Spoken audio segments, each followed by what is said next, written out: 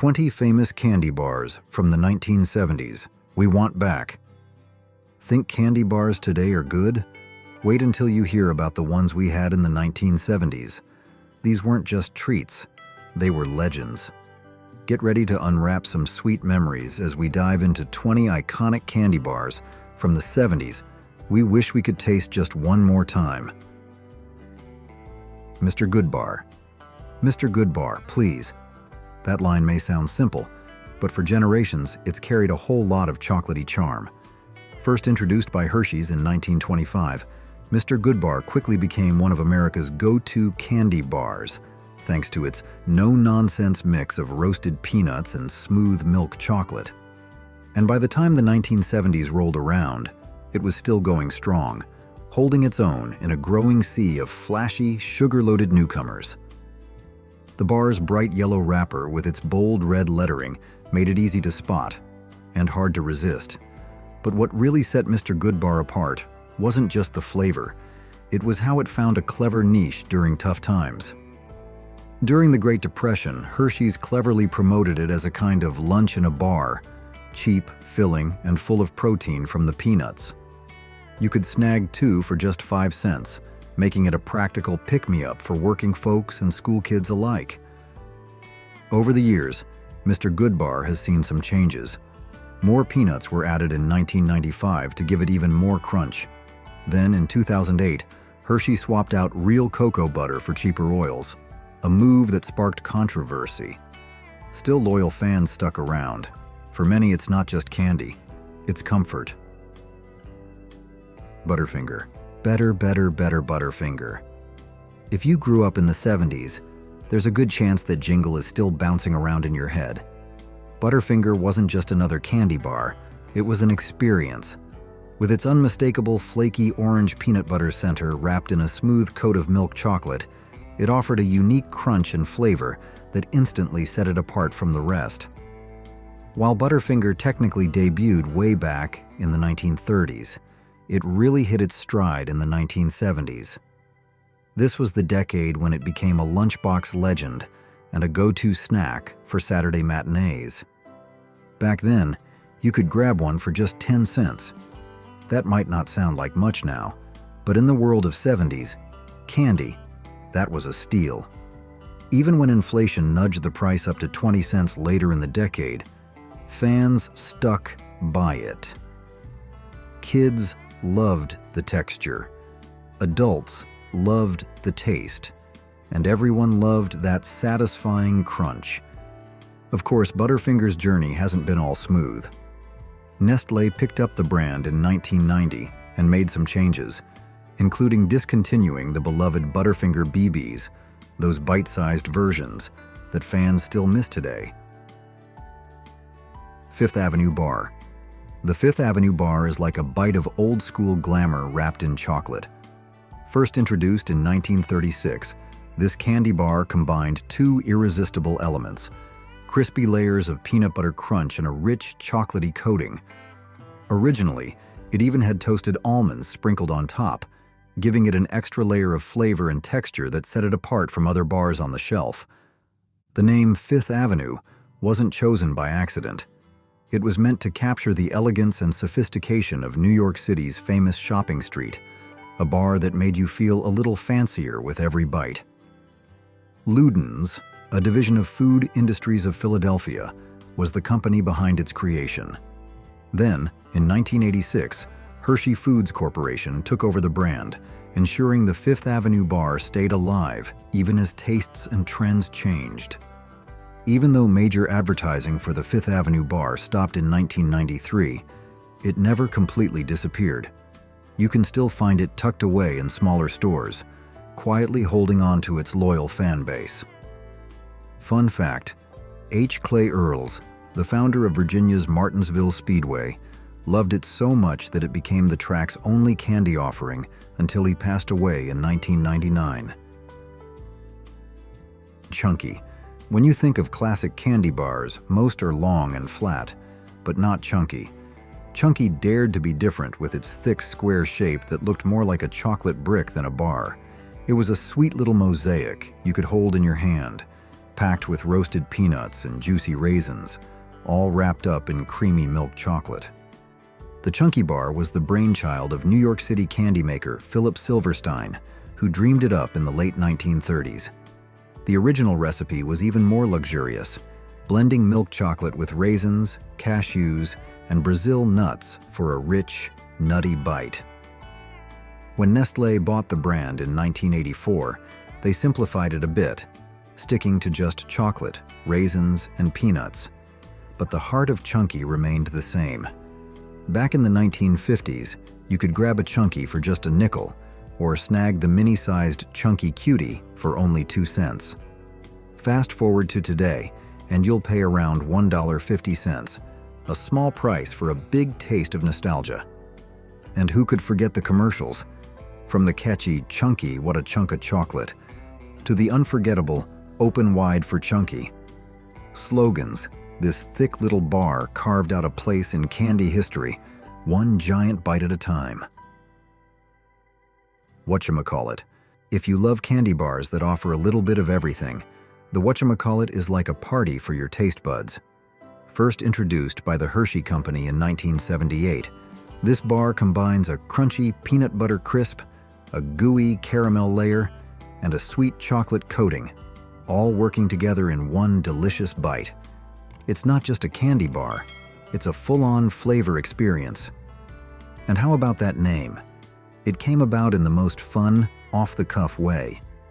Patricia Volk, who was leading new brand development at Hershey at the time, jokingly said, "Give me that whatchamacallit," while brainstorming names.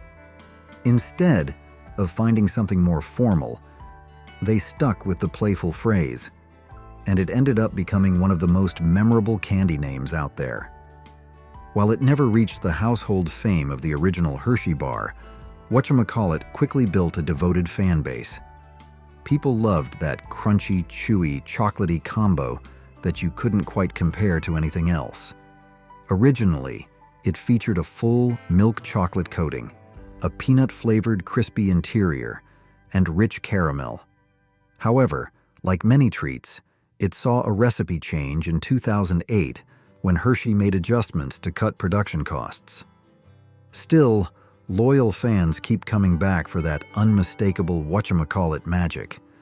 If you could create the ultimate retro candy bar, what flavors would you combine?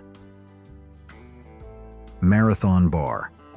You can't eat a marathon candy bar fast quick, Claude. It lasts a good long time. That playful slogan captured everything that made the Marathon Bar so unforgettable. Launched by the Mars Candy Company in 1973, the Marathon Bar wasn't just another candy, it was an experience. Stretching a full 8 inches long and packed with chewy braided caramel wrapped in rich milk chocolate, it came in a bold red wrapper that even had inch marks printed on it to proudly show off its impressive length. Commercials often featured a rugged cowboy character daring folks to try and finish one quickly, a nearly impossible task given how chewy and satisfying it was. The Marathon Bar became a favorite snack for kids and adults alike during the 70s, a fun treat that didn't disappear after just a couple of bites. Sadly, despite its loyal fan base, Mars decided to discontinue the Marathon Bar in 1981, much to everyone's dismay. But all hope wasn't lost. Cadbury, the beloved British candy maker, offered up a worthy successor with the Curly Whirly Bar. This import kept the braided caramel and chocolate magic alive, even matching the Marathon's classic 1-inch by 8-inch size. Delicious, stretchy, and just 115 calories, the Curly Whirly kept the spirit of the Marathon alive for candy lovers everywhere. PB Max. There seems to be some confusion about the PB in new PB Max. And no, it didn't stand for piggy banks, platinum blonde, or anything else. Just pure, glorious peanut butter. Launched by Mars in the late 1980s, the PB Max was a dream come true for peanut butter lovers everywhere. It wasn't just another candy bar. It was a full-on flavor explosion.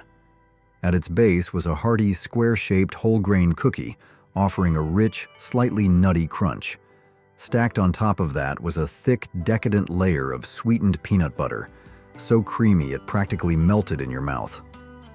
As if that wasn't enough, tiny, crispy spheres were sprinkled over the peanut butter, adding a fun, festive crunch. All of this was wrapped in a smooth milk chocolate coating, creating a symphony of textures and flavors with every bite.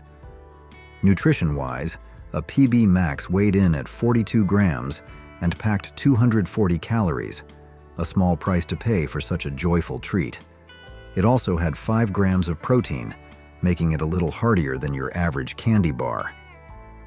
Despite racking up an impressive $50 million in sales, the PB Max met an unexpected end, not because of poor performance, but because the Mars family simply didn't like peanut butter. And just like that, a fan favorite disappeared. Nestle Alpine White. The Nestle Alpine White was a true standout when it hit the candy scene in 1986, a luxurious bar of creamy white chocolate studded with crunchy almonds, wrapped up in sleek, elegant packaging. It wasn't just a candy bar. Nestle wanted it to feel like an experience, one that transported you straight to the snowy peaks of Europe.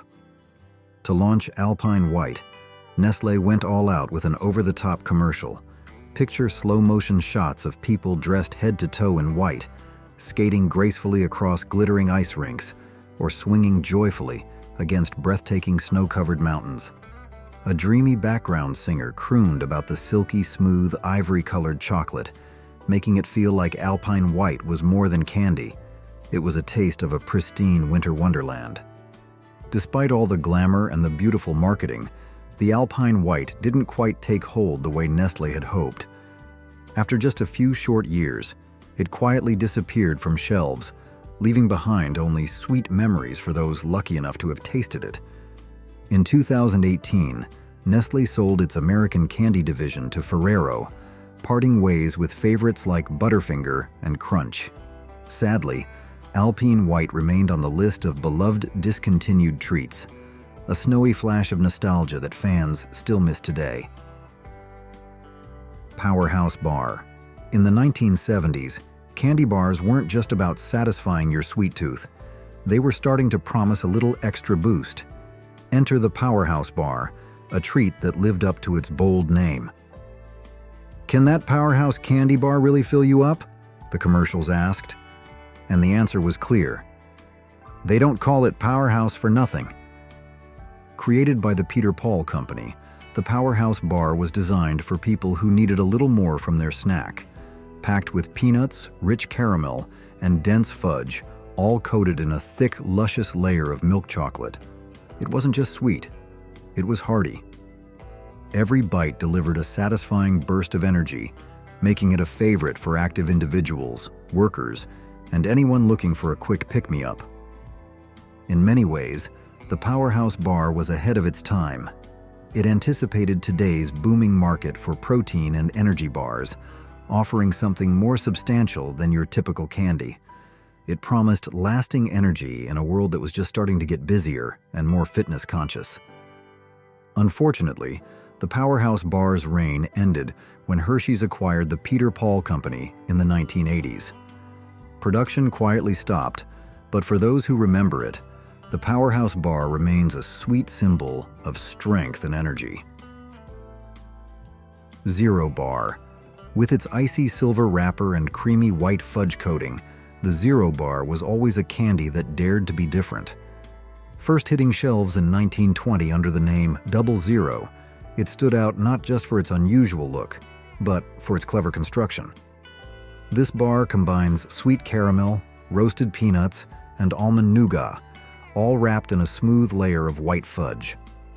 It's sort of like a Snickers with a makeover, but instead of the usual milk chocolate, you've got this frosty white shell that makes you do a double take.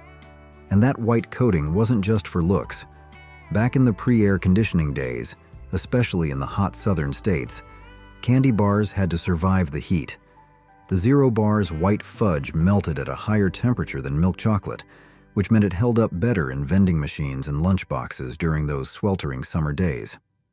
In 1934, It was renamed simply Zero, a nod to its cool appearance and standout status. It might not be the most famous candy bar on the block, but for those who've tasted it, it's unforgettable. Whether you grab the classic 1.85 ounces or the king-size version, the Zero Bar is a sweet piece of candy history that's still going strong. Thank you for watching. To continue with more content, comment yes to let us know you're still following. Clark Bar. What more could a mother want? I want a Clark Bar. That catchy line from decades ago still echoes the pride people feel for one of America's original candy bar legends. First created in 1917 by Irish immigrant David L. Clark, the Clark Bar wasn't just another sweet treat, it was a revolutionary idea. It was among the very first combination candy bars in the United States to go national. Imagine a crispy, peanut butter taffy-like center, originally with caramel, all wrapped in a rich coat of milk chocolate. It hit shelves with a taste and texture people hadn't experienced before. During World War I, Clark bars were individually wrapped, perfect for sending overseas to American troops.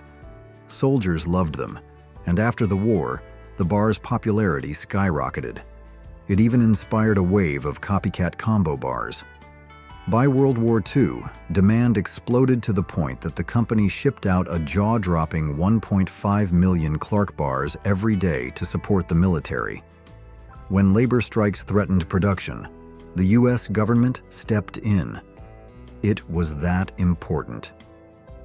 Over time, the Clark Bar evolved. More peanut butter was added in 1965, and by the 80s, the caramel center was removed to keep it fresher longer. Today, it's proudly made by Boyer Candy Company in Pennsylvania, still carrying on that century-old legacy. Sky Bar. Imagine unwrapping a candy bar and getting 4 different flavors in one go. That's the magic of the Sky Bar. Launched in 1938 by the New England Confectionery Company, better known as Necco, the Sky Bar was unlike anything else on store shelves. Instead of offering just one taste, it was divided into 4 distinct sections, each packed with a different filling. It was basically a flavor adventure in every bite. One section had gooey, sweet caramel that melted in your mouth. Another was filled with a creamy vanilla center. Not quite nougat, not quite marshmallow, but a luscious treat all its own. Then there was the peanut section, a peanut-flavored caramel that gave you a salty sweet surprise. And finally, the rich fudge section brought it all home with a dense, parfait-like texture that felt like dessert inside a chocolate bar. Sky Bar made a splash right from the start with its 1938 skywriting advertising campaign and a special contest in the Boston Globe that set its price at just 5 cents. Over the years, the fillings evolved a bit, but by 2001, the classic caramel, vanilla, peanut, and fudge combo was locked in. After Necco closed in 2018, many thought Sky Bar was gone for good, until Louise Majan, from Duck Soup in Sudbury, Massachusetts, brought it back in 2019. Now you can still enjoy this one-of-a-kind treat today. That was a day I'll never forget, and it helped me to get my own candy hit. Those words sum up one of the sweetest home runs in baseball and candy history. In the late 1970s, New York Yankees slugger Reggie Jackson was on fire, knocking baseballs out of the park and straight into the hearts of fans. Wanting to capture the excitement, the Curtis Candy Company, famous for the Baby Ruth bar, decided to honor Reggie with a candy bar of his very own. The Reggie Bar was a winning combination, a chewy caramel and crunchy peanut patty, all wrapped up in a rich milk chocolate coating. It was easy to hold, fun to eat, and loaded with flavor. If it sounds familiar, that's because it closely resembled the Wayne Bun Bar, a beloved treat from Fort Wayne, Indiana. But with Reggie's name attached, the candy instantly became a sensation. One of the most unforgettable moments came on opening day in 1978 at Yankee Stadium. Reggie hit a towering home run, and in pure celebration, fans showered the field with Reggie Bars like confetti. It was a candy tribute like no other, and for a while, the Reggie Bar wasn't just a snack, it was a symbol of baseball magic. Bar none. Like so many American chocolate lovers, I was relieved to hear about Hershey's new bar. That was the buzz when Bar None hit the candy scene in the 1980s. It wasn't just another chocolate bar. It felt like a hidden gem tucked away among the usual sweets.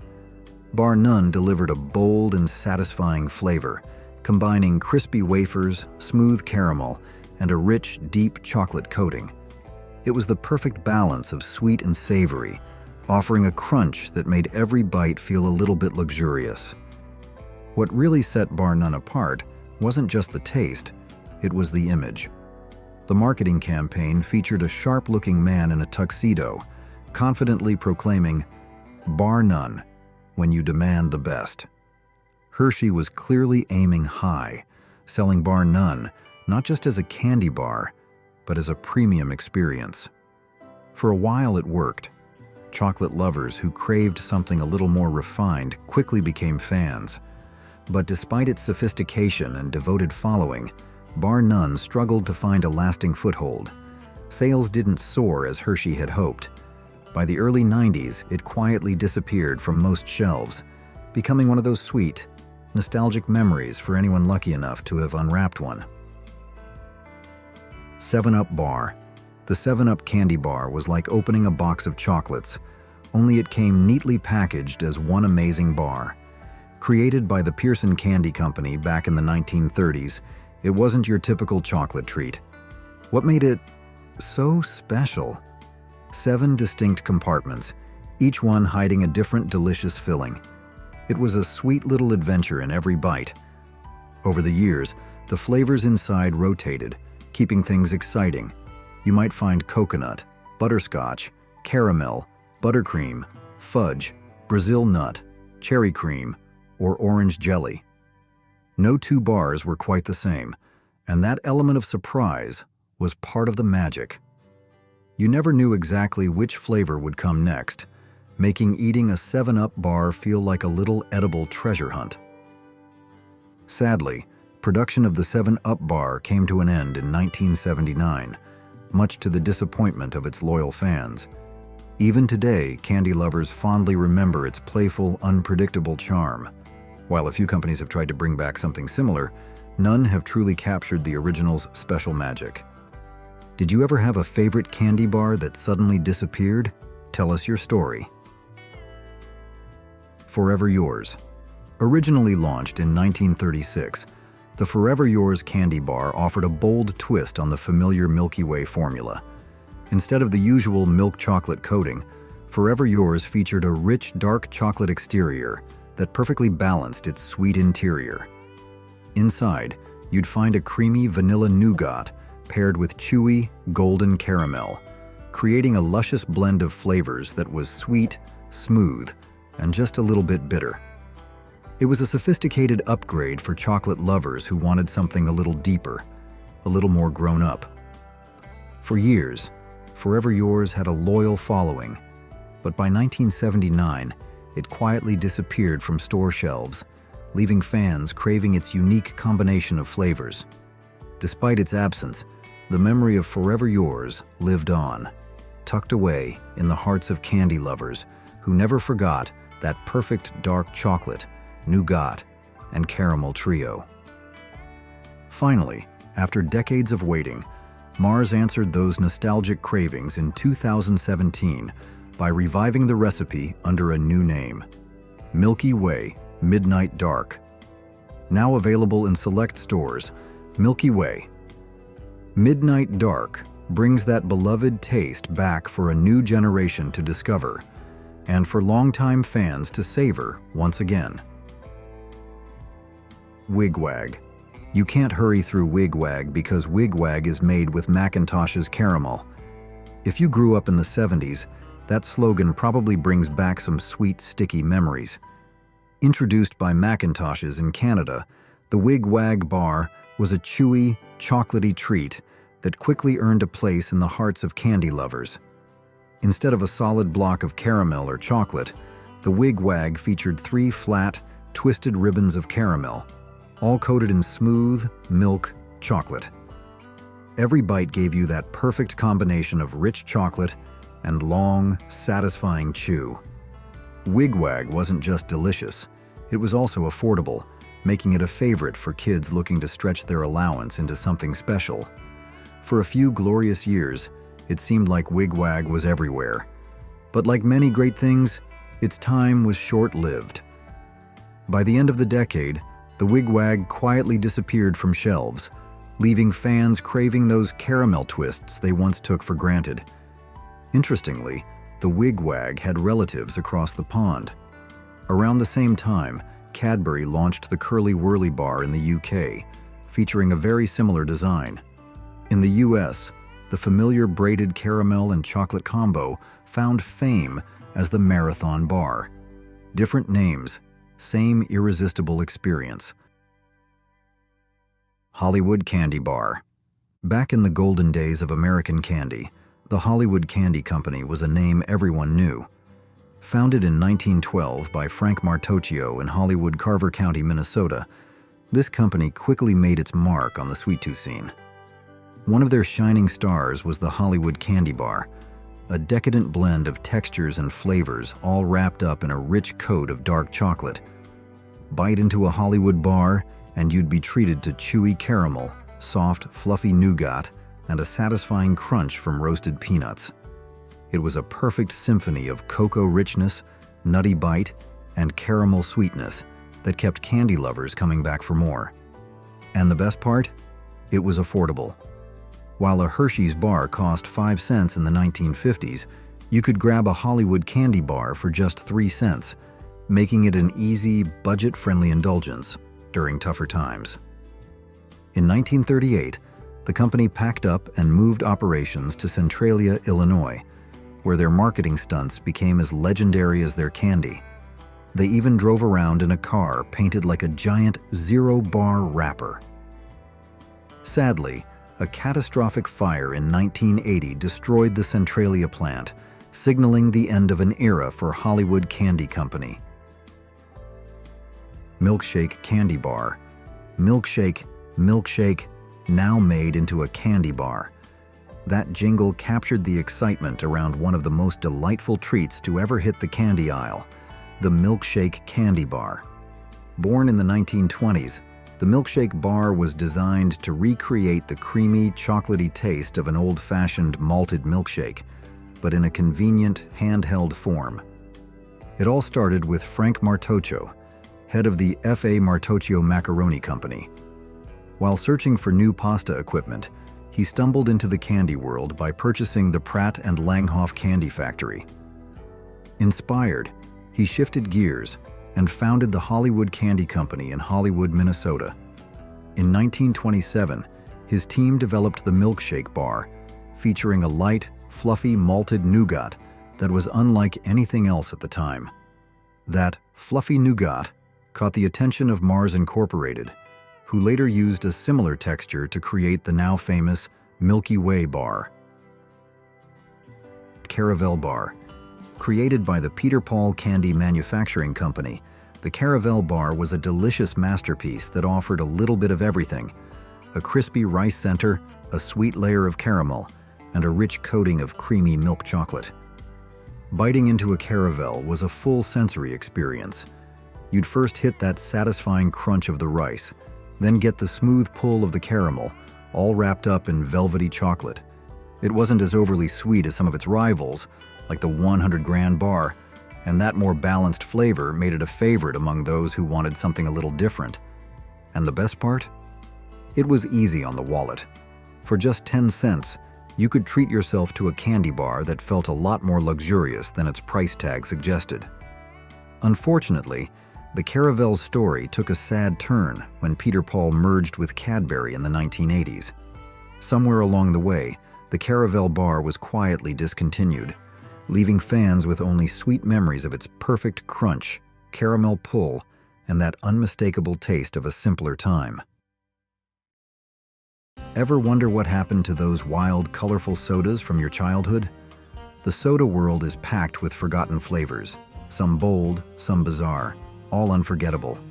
In this video, we're cracking open the vault on the discontinued soft drinks we wish would make a comeback. Get ready for a fizzy trip down memory lane. Allen's Grape Soda, 1991, Canada only. In 1991, Canadians got a sweet, fizzy treat that made soda lovers everywhere just a little jealous: Allen's Grape Soda. This purple, sugary delight was packed with bold grape flavor and came in fun, collectible cans featuring characters from The Simpsons who were just hitting peak popularity at the time. It was the perfect mix of pop culture and pop soda, a match made in marketing heaven. But here's the thing: this soda never made it beyond Canada's borders. While American and international fans were going crazy over The Simpsons, only Canadians got to enjoy Bart and Lisa staring back at them from a cold can of grape soda. And it wasn't just about the characters. Allen's nailed the flavor. It had that rich, sweet grape taste that somehow managed to be both nostalgic and refreshing at the same time. For a limited edition drink, it made a big splash, then vanished almost as quickly as it arrived. But even today, fans still talk about it online, wishing for another chance to pop open a can. So why did the rest of the world miss out? Who knows? But with nostalgic sodas and cartoon tie-ins back in style, the time feels right for Allen's Grape Soda to make a global comeback. Orbits, 1997 to 1998.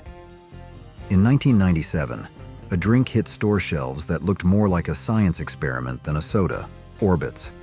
This futuristic-looking beverage was unlike anything people had seen before. It was non-carbonated, fruit-flavored, and filled with brightly colored gelatin balls that floated inside the bottle like something out of a lava lamp. Just holding it felt like you were part of some high-tech outer space adventure. Orbits came in wild flavor combos with even wilder names like pineapple, banana, cherry, coconut, and raspberry citrus. But no matter which flavor you grabbed, the real star of the show was the texture. Those floating balls, suspended in a thick, syrupy liquid, were meant to give you a fun, drinkable experience that was both visual and tactile. But here's the thing: while Orbits looked amazing, the texture threw a lot of people off. The gelatin beads felt odd going down, and the lack of carbonation left it tasting a little flat. Despite the hype, Orbits was pulled from shelves just a year later in 1998. Still, it became a cult classic. Collectors still hunt for unopened bottles, and fans remember it as one of the boldest soda experiments of the 90s. Snapple Clear Root Beer, 1983 to late 80s. Most folks know Snapple for its fruity teas and juices, but back in 1983, they took a wild swing with something totally different: Snapple Clear Root Beer. That's right, root beer. But with a twist. It looked like water but tasted just like the classic root beer you'd expect from an old-fashioned soda fountain. The idea was to give you all the flavor without the dark color, and it definitely turned heads. This crystal-clear drink was part of a short-lived trend in the 80s, where transparency was seen as modern, clean, and somehow better for you. Clear sodas were all the rage for a brief moment, and Snapple jumped into the game with a root beer that looked nothing like what you were used to. But don't be fooled by its appearance. One sip delivered that familiar sweet, spicy kick of root beer, just without the caramel coloring. Despite its novelty, Snapple Clear Root Beer didn't catch on in a big way. It quietly disappeared from shelves by the late 80s, making it a forgotten gem of soda history. Did we miss a soda you still think about? Tell us your favorite forgotten flavor. Flintstones Soft Drinks, 1980s to 1990s. Yabba Dabba Doo. If you were a kid in the 1980s or 90s, there's a good chance you remember the Flintstones soft drinks, a colorful, character-driven line of sodas that brought bedrock to the beverage aisle. These fun and fizzy drinks weren't just about taste. They were all about personality. Each member of the Flintstone gang had their own custom flavor, and it made every sip feel like an adventure. Fred brought the bold with pterodactyl punch, while Wilma kept things zesty with saber-tooth orange. Dino, the lovable dino dog, had Bubble Rock bubblegum, a candy-like treat that kids couldn't resist. Pebbles brought the sass with Gravelberry Gray, a mysterious, fruity mix. Barney offered a citrusy kick with Lemon Rock Lemon. Betty rocked a cola twist with Stegosaurus Cola, and Bam Bam powered up with Brontosaurus Blue Raspberry, a hit among blue soda lovers. The packaging was just as playful, with bright colors and cartoon artwork that made it feel like the whole Flintstones crew was chilling in your fridge. For kids, it wasn't just soda, it was a prehistoric party in a can. Sadly, the line fizzled out by the late 90s, but with all things retro making a comeback, maybe it's time for Bedrock's finest to stomp back onto store shelves. Patio Diet Cola, 1963. Back in 1963, Pepsi stepped into the world of diet sodas with a refreshing new drink called Patio Diet Cola. Just hearing the name brings back images of lawn chairs, sunny afternoons, and sipping something cool under the shade of a big umbrella. Patio wasn't just Pepsi's answer to the rising demand for low-calorie sodas. It was their very first diet drink. But it didn't stick around long. Just a year later, Pepsi decided to drop the Patio name and rebrand it as Diet Pepsi, which went on to become a household staple. But Patio wasn't just about cola. It also came in other fun, fruity flavors like grape, orange, and even root beer, something that really set it apart from other early diet sodas. It was light, bubbly, and full of flavor at a time when most diet drinks tasted like cardboard. If the name sounds familiar, it might be because you saw it pop up in Mad Men, where Don Draper pitched it as a client. That little moment on TV reminded us of a brand that once tried to make diet soda feel fun and stylish. Honestly, with today's love for retro and zero-calorie drinks, Patio might actually crush it if it came back. 7-Up Gold, 1987. In 1987, 7-Up took a sharp turn from its usual lemon-lime identity and introduced a bold, new creation, 7-Up Gold. This wasn't your typical clear and citrusy 7-Up. It was amber-colored, spiced, and packed with flavor. The taste was something totally unexpected. A hint of ginger, a dash of apple, and a warm touch of cinnamon. It was like someone bottled the flavor of autumn and gave it a bubbly twist. Interestingly, the drink wasn't actually based on any original 7-Up formula. It was a leftover concept from Dr. Pepper that the company decided to dust off and give new life. What made it even more confusing was its slogan, "Never had it, never will," a nod to 7-Up's historic stance against caffeine.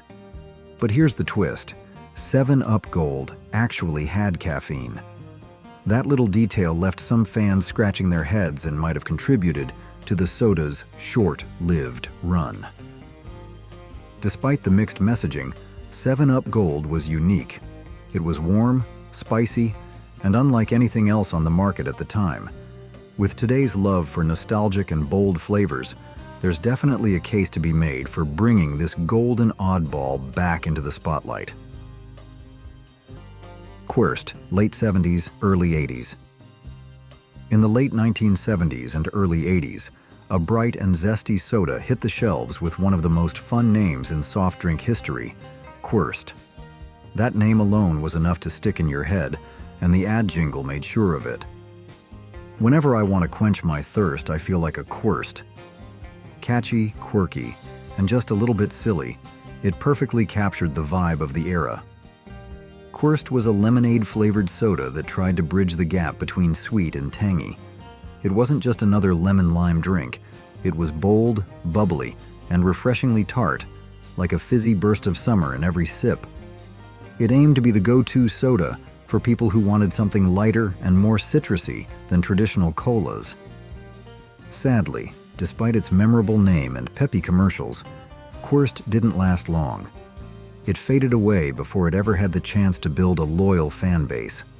But those who remember it often recall it with a smile, mostly because of that unforgettable name. With today's retro revivals and the popularity of citrus sodas, Quirst might just have a second chance. If nothing else, who wouldn't want to order a Quirst just to say it out loud again? What was your go-to soda as a kid that no one seems to remember today? Rondo, late 70s, early 80s. If you were around in the late 70s or early 80s, you might remember a bold citrus soda that didn't just quench your thirst, it crushed it. That drink was Rondo. With its eye-catching slogan and in-your-face marketing, Rondo set itself apart from other soft drinks by promising not just refreshment, but total domination over thirst. Its ads bragged that it was lightly carbonated, so you could slam it down fast, no fizz getting in the way of your gulp. That was part of its appeal, raw, fast, and full of flavor. Rondo's citrus taste was sharp and intense, more aggressive than your typical lemon-lime soda. And it wasn't just the flavor that made it stand out, it was the attitude. Rondo leaned hard into masculine branding, with action-packed commercials that seemed to dare you to drink it. The brand even offered a diet version in a green can, keeping the edge while cutting the calories. Though Rondo didn't last long, its legacy lived on. That tough guy, thrill-seeker vibe later helped pave the way for brands like Mountain Dew, with its do-the-do extreme sports style. Rondo was ahead of its time, and honestly, it might be ready for a comeback. Sprite Remix, 2002 to 2005. In the early 2000s, Coca-Cola gave Sprite a bold new twist with a line called Sprite Remix. Launched in 2002, this series of clear, caffeine-free sodas was all about tropical vibes, fruity flavors, and a fresh take on the classic lemon-lime base. It was fun, flashy, and aimed squarely at a younger crowd looking for something new and exciting to sip on. Sprite Remix kicked off with Tropical Remix, a bright blend that added island-inspired fruit flavors to the familiar Sprite fizz. Then came Berry Clear Remix, which leaned into a smooth berry flavor while keeping the soda completely clear. Finally, Aruba Jam joined the lineup, bringing a sweet, exotic punch that felt like a beach vacation in a bottle. The marketing was high energy, colorful, and everywhere, from school vending machines to late-night commercials with booming bass lines. For a moment, Sprite Remix was the drink of the moment, but despite its popularity, it didn't last. The line quietly disappeared by 2005. Coca-Cola has tried reviving it a few times, but the reboots never quite captured the original spark. Mountain Dew Code Red. When Mountain Dew Code Red hit the shelves in 2001, it wasn't just another flavor, it was a bold statement. With its vibrant red color and intense cherry citrus blend, Code Red took the original Mountain Dew and gave it a high-voltage twist that instantly caught the attention of a younger, thrill-seeking crowd. It wasn't just about flavor, it was attitude in a bottle.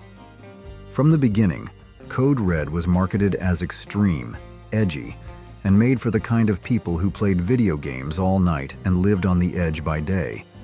Its commercials featured fast-paced action, bold fonts, and the kind of adrenaline-fueled energy that defined early 2000s pop culture. The flavor was sweeter, fruitier, and more intense than regular Dew, but still carried that signature citrus kick fans loved. While some limited-run sodas disappeared quickly, Code Red proved it had real staying power. It developed a loyal fan base and even inspired other Mountain Dew spin-offs. Over the years, its availability has come and gone in different regions, but the demand never really faded. Pepsi Blue. In 2002, Pepsi took a daring leap into uncharted soda territory with the launch of Pepsi Blue. This wasn't your average cola. It was a wild, electric blue drink with a sweet, berry-infused twist, designed to grab attention and stand out on the shelves. Pepsi Blue was all about turning heads and shaking up expectations. It looked like a slushie, tasted like a candy shop, and felt like the future. Marketed heavily to teens and young adults, Pepsi Blue came out during a time when bold colors, new flavors, and edgy branding were all the rage.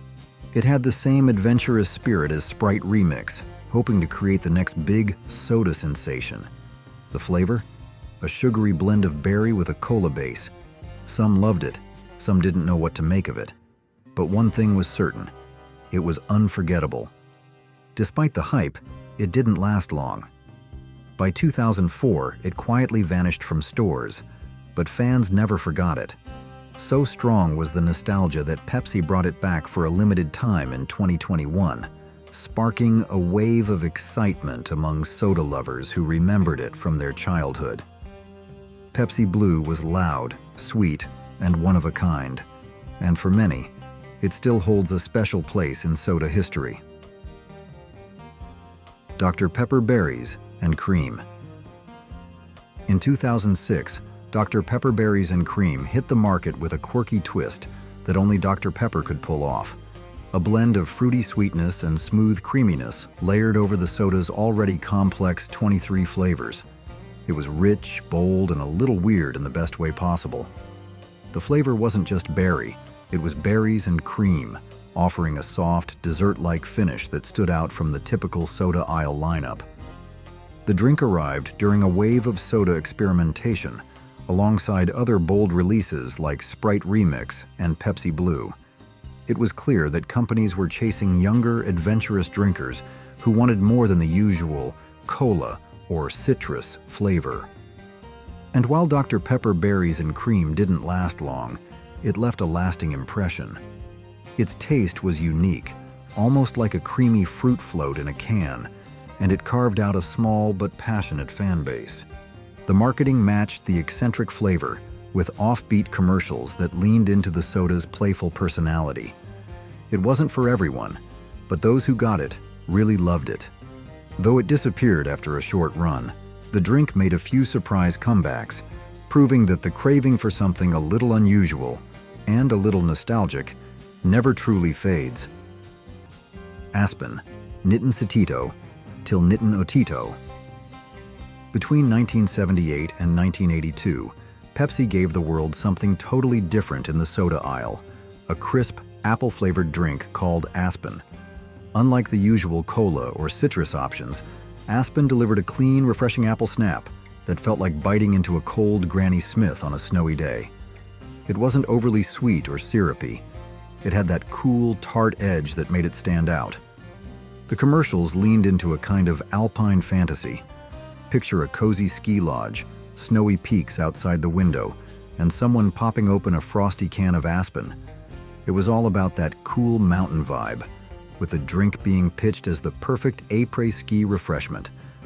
Whether or not you actually skied, the idea of sipping an apple soda by the fire had a certain charm. Even though Aspen only lasted a few short years, it made a lasting impression. It was one of the few sodas at the time that dared to go with apple, and fans have never forgotten it. In fact, people still talk about it online, hoping Pepsi will bring it back.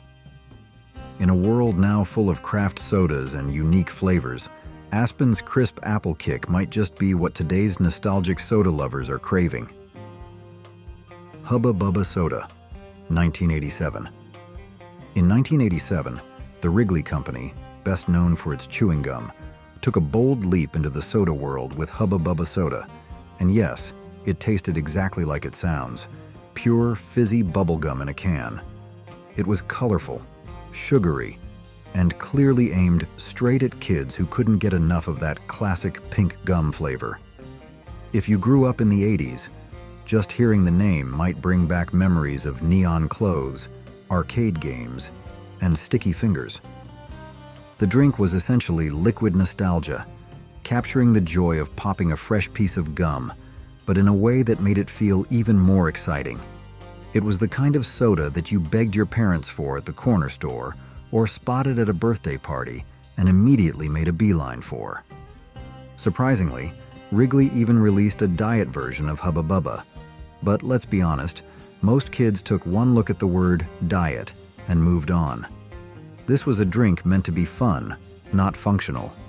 Hubba Bubba soda didn't stick around long, but its strange, candy-inspired charm still lives on in people's memories.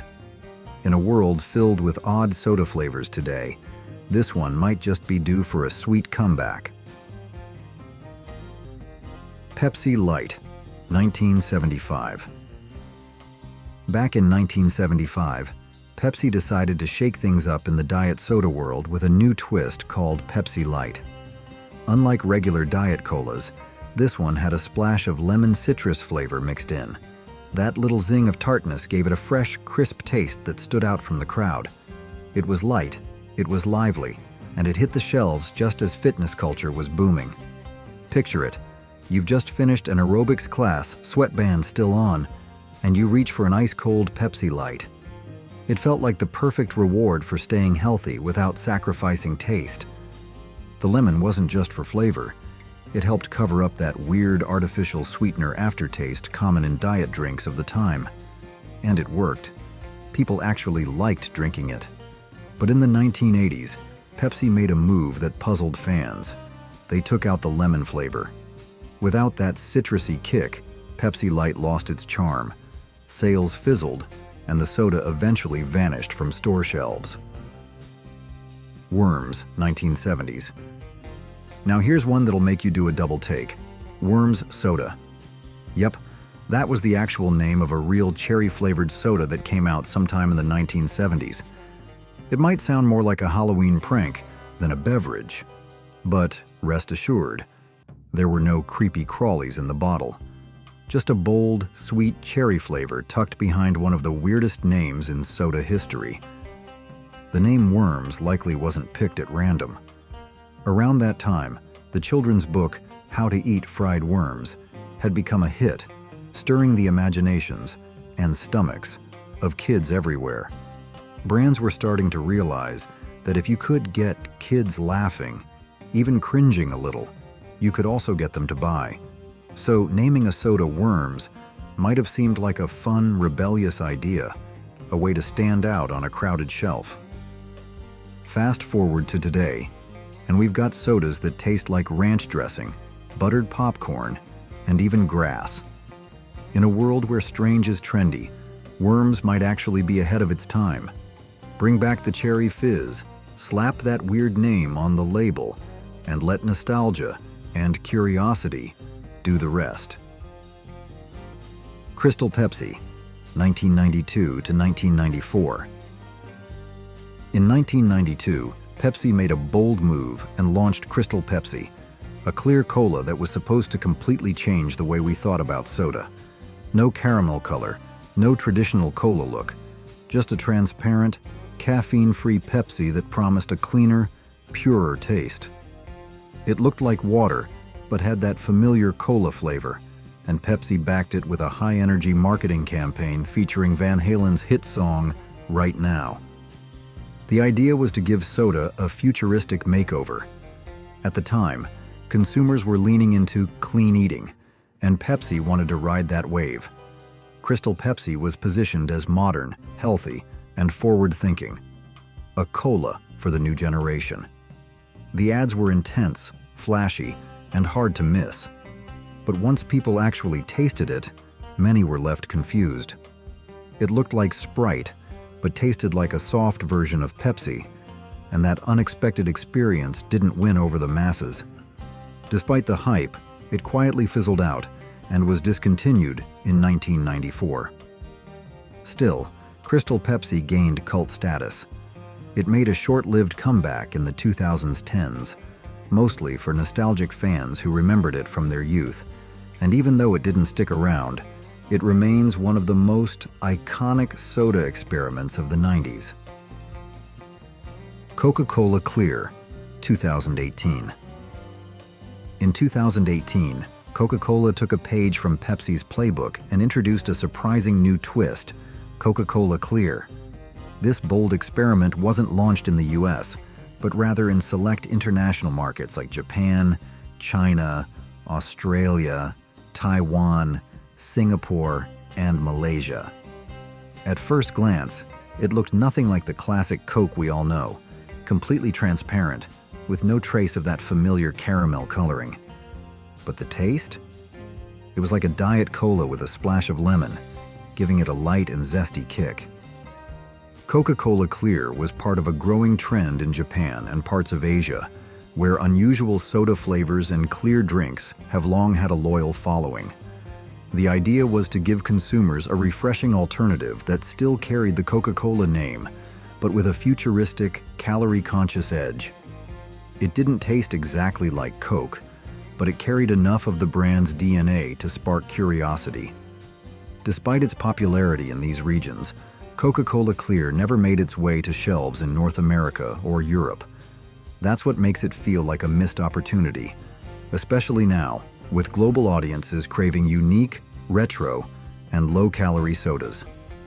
Clear sodas may be a niche market, but Coca-Cola Clear proved that sometimes transparency can be pretty exciting. Thank you for watching our video. If you enjoyed it, don't hesitate to hit the like button below. If there's anything we can improve, take a moment to leave a comment. We're always looking to get better. Thanks so much. Tab 1963 sampai 2020. If you grew up in the 1960s or 70s, chances are you remember Tab. It wasn't just a soda, it was a lifestyle. Introduced in 1963 by the Coca-Cola Company, Tab was one of the very first diet sodas on the market. With its sleek, futuristic branding and bold pink cans, Tab quickly became a cultural icon, especially among women looking for a low-calorie drink that didn't skimp on flavor. It stood out not only for its taste, but for its distinct, almost medicinal edge. Thanks to the saccharin-based sweetener that gave it a unique flavor profile you either loved or hated. Throughout the 60s and 70s, Tab was the diet drink of choice. Coca-Cola kept tweaking its design to keep it fresh, and it remained wildly popular despite the rising tide of competitors. But everything changed in the 1980s when Coca-Cola introduced Diet Coke. It was smoother, better marketed, and quickly became the preferred diet option for the masses. Still, Tab held on, quietly surviving in select stores and maintaining a loyal fan base for decades. That loyalty lasted all the way until 2020, when Coca-Cola finally discontinued it for good. Donald Duck soft drinks, 1940s to 1950s. Back in the 1940s and 50s, kids had a magical way to beat the heat: Donald Duck soft drinks. Produced by General Beverages, this soda line was straight from the golden age of Disney, bringing colorful bottles and fun flavors right into the hands of children. With Donald's animated face proudly displayed on each label, these sodas weren't just tasty, they felt like a treat from the world of cartoons. This wasn't just one soda either. The lineup was impressive, with flavors like lemon lime, orange, grape, black cherry, strawberry, cola, root beer, and even ginger ale. Each one was made to appeal to younger taste buds, offering a bubbly, sweet burst of fun that turned an ordinary afternoon into something special. The branding was spot on, lighthearted, playful, and instantly recognizable. And for a while, Donald Duck soft drinks were a staple at birthday parties, picnics, and corner stores across the country. But by the late 1950s, the line fizzled out and disappeared from shelves. Still, the nostalgia remains strong. In today's world of retro reboots and Disney collectibles, a revival of Donald Duck soft drinks feels like a no-brainer. Which of these candy bars do you miss the most? Let me know in the comments. If you enjoyed this sweet trip down memory lane, be sure to check out more videos from Who Remembers. And don't forget to subscribe and share with a fellow candy lover. Thanks so much for watching.